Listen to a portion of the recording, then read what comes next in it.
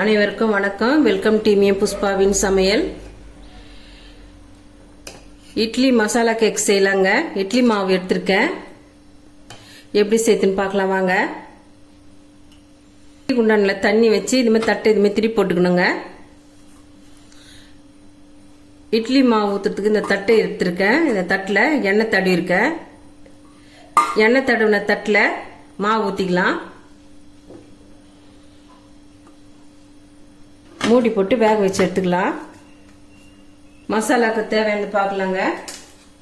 உருளைக்கிழங்கு கட் பண்ணி இனிமேல் சேர்த்துக்கிறேன். 2 வெங்காயம் நீட்டாக அரிஞ்சதை சேர்த்துக்கிறேன். பச்சை பட்டாணி ஒரு கைப்பிடி அளவு அதையும் சேர்த்துக்கிறேன். பச்சை பட்டாணி போட்டாச்சு. இதுமாரி நைஸாக அரிஞ்ச பச்சை மிளகாய், ரொம்ப பொடிசாக நறுக்கணும். நைஸாக அரிஞ்ச பச்சை மிளகாய் ஒரு 2 சேர்த்துக்கிறேன். கொத்தமல்லி கொஞ்சம் போட்டுக்கலாங்க. மசாலாவுக்கு தேவையான அளவு சால்ட் சேர்த்துக்கிறேன். மஞ்சள் பொடி சேர்த்துக்கிறேன். வரமிளகாய் பொடி 1 ஸ்பூன் சேர்த்துக்கிறேன். தண்ணி ஊற்றி வேக வச்சுக்கலாம். மூடி போட்டு வேக வச்சுக்கலாங்க. பட்டாணி உருளைக்கிழங்கு நல்லா வெந்துடுது. அப்படியே மசிச்சு விட்டுக்கலாம். தாளிப்பு கரண்டி வச்சுக்கலாங்க. 1 ஸ்பூன் நெய் ஊற்றிக்கிறேன். சோம்பு 1/2 ஸ்பூன் போட்டுக்கிறேன்.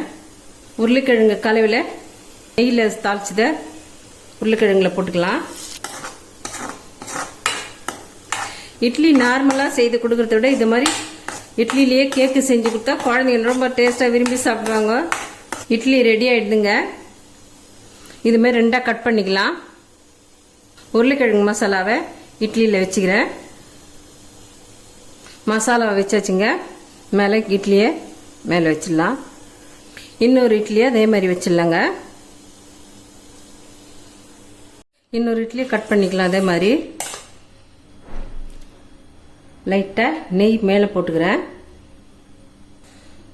குழந்தைங்களுக்கு நார்மலாக செஞ்சு இட்லி கொடுக்குற மாதிரி அதுமாரி கொடுக்காம இது மாதிரி டிஃப்ரெண்ட்டாக செஞ்சு கொடுத்தா 1 இட்லி 2 இட்லி சாப்பிட்ற குழந்தைங்க கூட நல்லா சாப்பிடுவாங்க.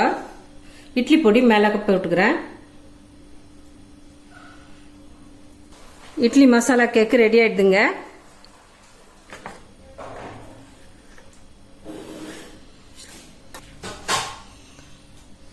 ரொம்ப சூப்பராக டேஸ்டான மசாலா இட்லி கேக்கு ரெடி ஆயிடுதுங்க. இந்த வீடியோ உங்களுக்கு பிடிச்சிருந்தா நம்ம சேனலை சப்போர்ட் பண்ணி லைக் பண்ணுங்க, ஷேர் பண்ணுங்க, கமெண்ட் பண்ணுங்க, சப்ஸ்கிரைப் பண்ணுங்க. மறக்காம பக்கத்துல இருக்க பெல் பட்டனை கிளிக் பண்ணிடுங்க. தேங்க்யூ.